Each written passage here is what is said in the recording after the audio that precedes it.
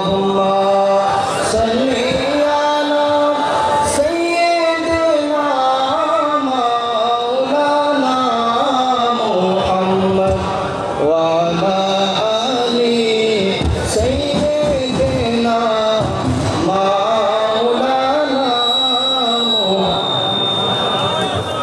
বাবা আপনারা সবাই তুমি শুরু করতেছেন না আমার খাজা গরিবে নওয়াজের প্রিয় ভারতবাসী আপনারা এমন একটা সময় টান্টু দরবার শরীফের উরুসে বসে গেছেন আপনাদেরকে আল্লাহ এমন একটা সময় এমন একটা মাসে ইভেন এমন একটা দিনে বসার সুযোগ দিয়েছে যেই দিন আপনার আমার নবীকে আল্লাহ নিজে দাওয়াত দিয়ে মেরাজ করিয়ে আল্লাহ পাক ইমামুল আম্বিয়া ওয়াল মুরসালিনের শান ও মান সম্মানকে বুলন্দ থেকে বুলন্দ করেছেন যিনি বলেন না সুবহানাল্লাহ আপনারা এমন ওলি কামেল শাহ সুফি আল্লামা আব্দুল আজিজ চৌধুরী টান্টু রহমতুল্লাহ আলাইহি এবং ওলি কামেল শাহ সুফি আল্লামা আতাউর রহমান চৌধুরী নকশবন্দি মুজাদ্দিদি রহমতুল্লাহ আলাইহি ঐতিহাসিক উরসে পাকে হাজির হয়েছেন যিনারা আমাদের গোটা জিন্দেগি আপনাদেরকে আমাদেরকে সঠিক ইসলাম নীতি নৈতিকতা ঈমানের নূর শিক্ষা দেওয়ার জন্য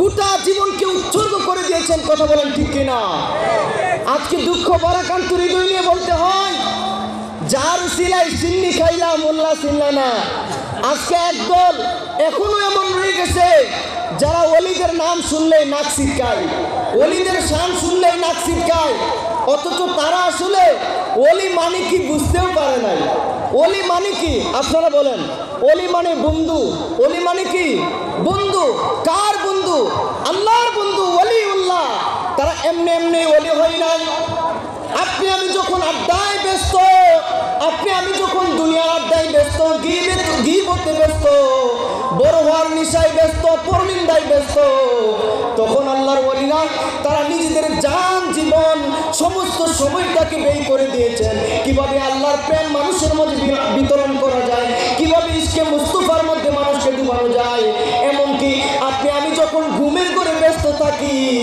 তারা ওই সময় তাহাজ্জুদের মুসল্লায় নফল নামাজের মধ্যে ব্যস্ত থাকে কথা বলেন ঠিক কিনা এজন্য নফল আমল করতে করতে আল্লাহর ওলিরা এমন অবস্থানে যায় বুখারী শরীফের হাদিসে কুদসিতে আসছে নফল আমল বেশি করার কারণে ওই ওলিদেরকে আমি আল্লাহ ভালোবেসে ফেলি আমি আল্লাহ যখন ভালোবাসি কুনতু সামাউল্লাযী ইয়াসমাউ বিহি ওয়া বাসারুল্লাযী ইউবসিরু বিহি আমি আল্লাহ তার কান হয়ে যায় যে কান দ্বারা সে শুনে আমি আল্লাহ তার চোখ হয়ে যায় যে চোখ দ্বারা সে দেখে ওয়াদাহুল্লাতী ইয়াবতিশু বিহি ওয়া রিজলাহুল্লাতী ইয়ামশি বিহা আমি আল্লাহ তার হাত হয়ে যায় পা হয়ে যায় যা দ্বারা সে ধরে যা দ্বারা সে চলে ওয়াইন সালানি লাউতিয়ান্নাহু এজন্য আল্লাহ বলতেছেন আমার ওলিরা যখন আমার কাছে কোনো কিছু চায় আমি আল্লাহ তা না দিয়ে পারি না আমি আল্লাহ তাআলা বরং তা দিয়ে দেই জুড়ে বলেন না সুবহানাল্লাহ এজন্য আল্লাহ সাবধান করে বলেছেন যারা কোরআন পড়েন 11 পারা 10 নম্বর সূরা সূরা ইউনূসের 62 নম্বর আয়াত আমি আবার বলছি কোরআনের সূরা ইউনূসের 62 নম্বর আয়াত আল্লাহ বলেছেন আলা ইন্না আউলিয়া আল্লাহি লা খাউফুন আলাইহিম ওয়া লা হুম ইয়াহজানুন না ওলিদের কোনো ভয় আছে না কোনো চিন্তা আছে আল্লাহ সাবধান করে দিয়েছেন শুধু সাবধান করে ক্ষান্ত হন নাই আল্লাহ আরো বলে দিয়েছেন এই হাদিসে কুদসির মধ্যে মান আদালি ওয়ালিয়ান ফাকাদ আযানতুহু বিল হারবে যারা ওলিদের বিরোধিতা করে আমি আল্লাহ নিজে তাদের বিরুদ্ধে যুদ্ধ ঘোষণা করে দেই এজন্য আপনারা দুই হাত তুলে দেখান আপনারা কি সে ওলি বিরোধী আপনারা ডাবচুর মৌলবী যারা ওলিদের শানে নবীর শানে কুচ্চারোচনা করে তাদের কথা মানবেন নাকি আল্লাহ যে বলছে কুনু মা'আস সাদিকিন আল্লাহর হুকুম মাইনা ওলিদের পক্ষে থাকবেন ইনশাআল্লাহ কারা কারা ওলিদের পক্ষে আছেন দুই হাত তুলে আল্লাহকে দেখান ইনশাআল্লাহ নারে তাকবীর নারে তাকবীর নারে রিসালাত দিন ইসলামের আলো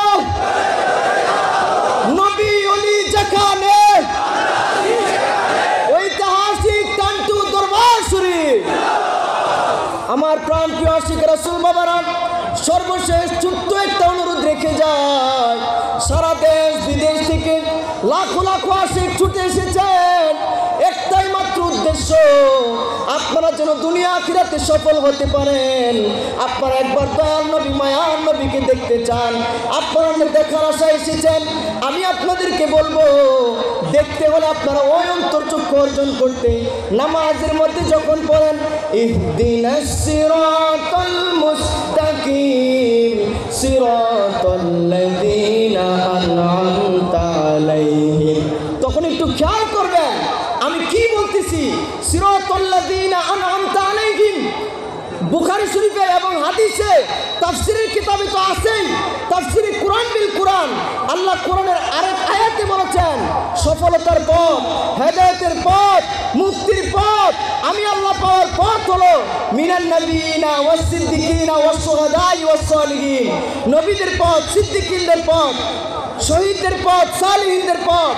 এই সালিহিনদের ওলিদের উজ্জ্বল নক্ষত্র হুজুর বরফির আব্দুল কাদের জিলানী, এই সালিহিনদের উজ্জ্বল নক্ষত্র হুজুর গরিবে নওয়াজ রহমতুল্লাহ আলাইহি, যিনি ভারতবর্ষে এসে 90 লক্ষ মুসলমান করেছেন। এই সালিহিনদের উজ্জ্বল নক্ষত্র হুজুর মুজাদ্দিদ আল ফেসানি রহমতুল্লাহ আলাইহি, হুজুর শাহ সুজা আল্লামা রশিদ আহমদ সাহেব রহমতুল্লাহ আলাইহি, হুজুর শাহ সুজা আল্লামা আইয়ুব আলী বাসস্ট্যান্ডি রহমতুল্লাহ আলাইহি, হুজুর শাহ সুজা আল্লামা হাসান আলী সাহেব গাঙ্গুলি রহমতুল্লাহ আলাইহি, হুজুর শাহ সুজা আল্লামা আফতাবুর রহমান সাহেব রহমতুল্লাহ আলাইহি। খাস করে আপনারা স্মরণ করবেন হুজুর শাহ সুজা আল্লামা আব্দুল আজিজ চৌধুরী কাঞ্চু রহমতুল্লাহ আলাইহি, হুজুর শাহ সুজা আল্লামা আতুর রহমান চৌধুরী রহমতুল্লাহ আলাইহি।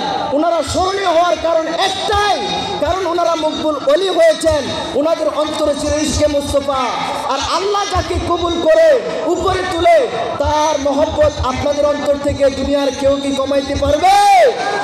আরো জোরে হাত তুলে দেখান পারবে? আপনারা ওলিদের পক্ষে আছেন তো?